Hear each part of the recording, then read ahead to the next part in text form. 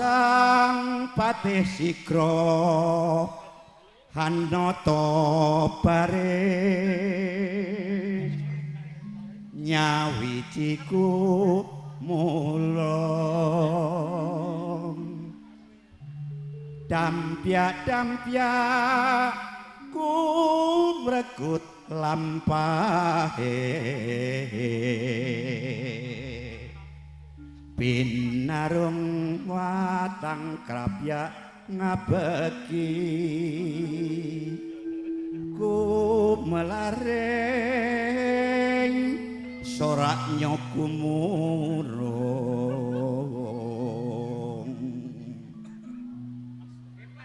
Ya, pertama-tama kami ucapkan terima kasih kepada keluarga besar Sohibul Hajat Mas Rian sama Mbak Putri ya.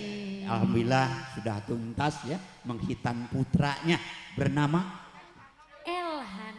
Elhanafin. Mudah-mudahan setelah dihitan ya menjadi anak yang soleh ya, gampang dicarikan rezeki sama orang tuanya. Amin. Berbakti sama orang tuanya, berbakti sama nusa, bangsa dan negara juga agamanya.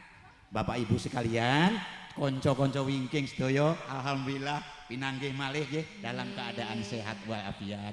Aku ora nyanyi Mas, saking kangennya hati. Ya konco-konco nanti kangen yo karepmu ora kangen yo karepmu. Pamit yo karepku ora pamit yo karepmu. Ora pamit yo karepmu.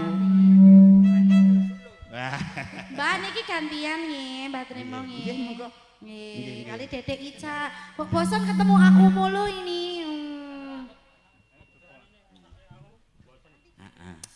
Waduh, YouTube. Waduh, langku nek suaraku elek piye iki? Alhamdulillah, yang dari Purwakarta juga datang lagi, alhamdulillah. Woi.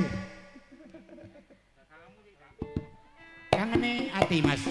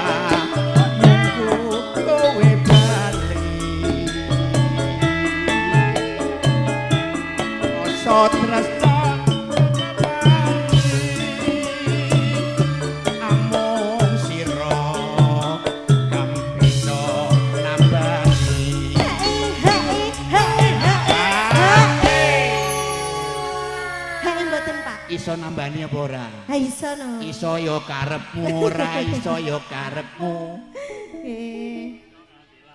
Aja sepalang wong bagus, tresnaku iki nabi lali yo karepmu, ora lali yo karepmu. ora suwi aku bali. Bisa sumandi ana sisimu.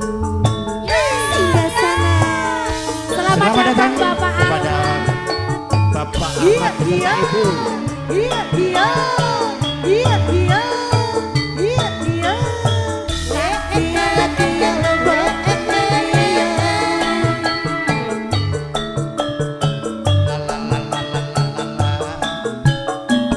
Sa sa sa iya iya. Sewindu suwe lawase kowe lunga pamit karo aku. Pamit yo karepmu, ora pamit yo karepmu. Ayo bebojanku Tapi susah. Tapi susah mung kangen sliramu. Duh bagus pepujanku.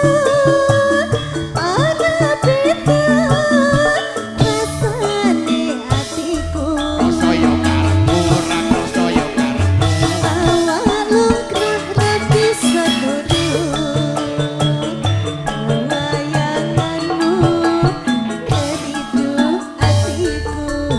Pade Krisna, ayo. Dino wengi santi-anti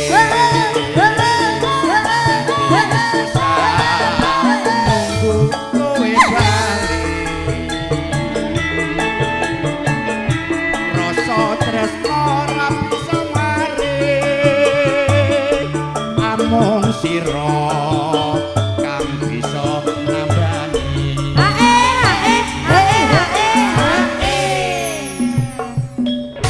Sekali lagi kami ucapkan selamat datang kepada bapak saya, Bapak Ahmad Pak Krisna. Yono, juga Ibu. Ibu Kami nggih. persilahkan untuk sekedar mencicipi hidangan yang telah disiapkan. Biar maam dulu ya Pak Ya, De ya. nanti naik panggung. Langsung cus.